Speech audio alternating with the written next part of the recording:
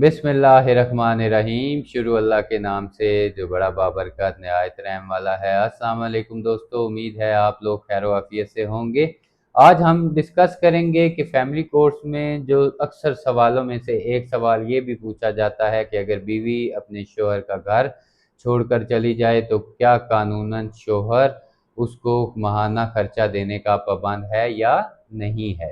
अमूमन ये समझा जाता है कि बीवी किसी भी हालत में शोहर का घर छोड़कर चली जाए तो शोहर पर उसको खर्चा देना वाजिब हो जाता है, जबकि दूसरी तरफ कुछ लोग समझते हैं कि घर छोड़ते ही बीवी का जो खर्चे का हक है वो मुकम्मल तौर पर ख़त्म हो जाता है। तो ये दोनों नज़रियात अपनी अपनी जगह पर अधूरे हैं। फैमिली लॉ में हर मुकदमे का फ़ैसला उनके हालात, शवाहिद और वजूहात को देखकर किया जाता है। आज की वीडियो में हम कुछ बुनियादी अवामिल हैं जिनका जायज़ा लेंगे, जिनको देखते हुए अदालत यानी कि फैमिली कोर्ट खर्चे का फैसला करती है।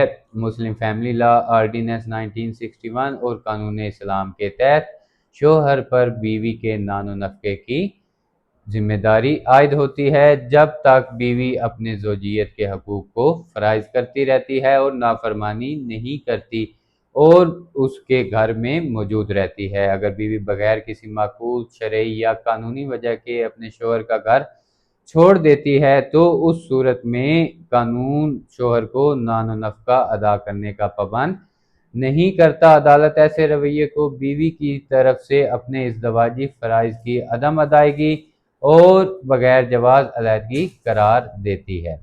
इसके बरक्स अगर बीवी के घर छोड़ने के पीछे कोई माकूल कानूनी वो शरई वजह मौजूद हो तो कानून का असूल इस मामले में फिर बिल्कुल चेंज हो जाता है। अगर औरत पर शोहर या उसके वालिदैन की तरफ से जिस्मानी या ज़हनी तशद्दुद किया जाता हो, उसकी जान या इज़्ज़त को किसी भी किस्म का कोई ख़तरा लाहिक हो या उसे घर से ज़बरदस्ती निकाल दिया गया हो जबकि वो घर आबाद करने के लिए तैयार हो, तो अदालत ऐसी अलहदगी को बीवी का जायज़ और कानूनी कदम तस्लीम करती है।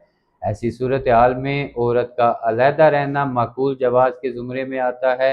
फैमिली कोर्ट शोहर को हुक्म देती है कि वो अलग रहने के बावजूद बीवी को खर्चा पे करता रहे। तीसरा अहम अंसर ये है कि क्या शोहर खुद अपनी बुनियादी अज़दवाजी जिम्मेदारियां भी पूरी कर रहा था या नहीं कर रहा था।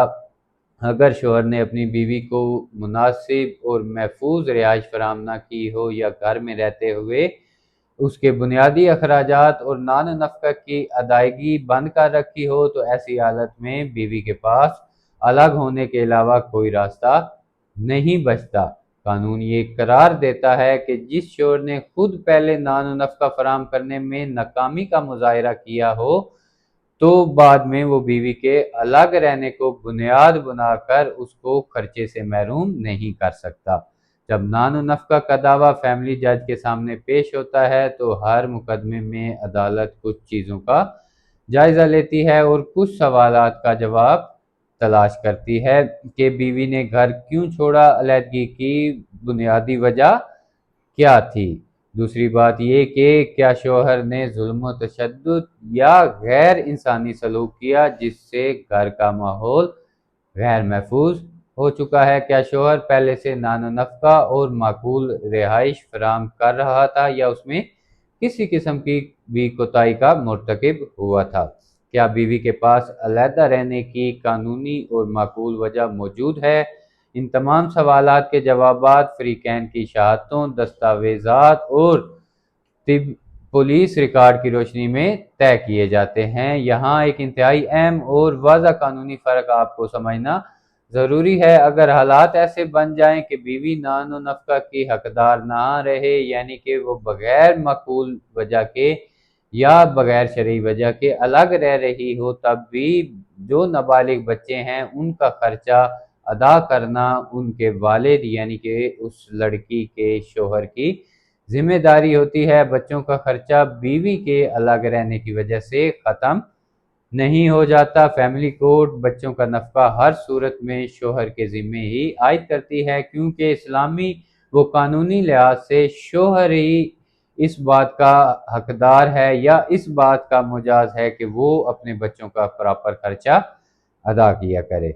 خلاصہ یہ ہے کہ بیوی کے گھر چھوڑنے کی صورت میں نان و نفقہ کا فیصلہ خود بخود نہیں ہو جاتا، بلکہ یہ اس بات پر منحصر ہوتا ہے کہ علیحدگی کا سبب شوہر کا رویہ تھا یا بیوی کی اپنی بلا وجہ کی ضد۔ اگر آپ لوگوں کو یہ ویڈیو اچھی لگی ہو تو ویڈیو کو لائک کیجئے گا، اپنے دوستوں کے ساتھ شیئر کیجئے گا اور میرے چینل کو سبسکرائب کرنا نہ بھولیے گا۔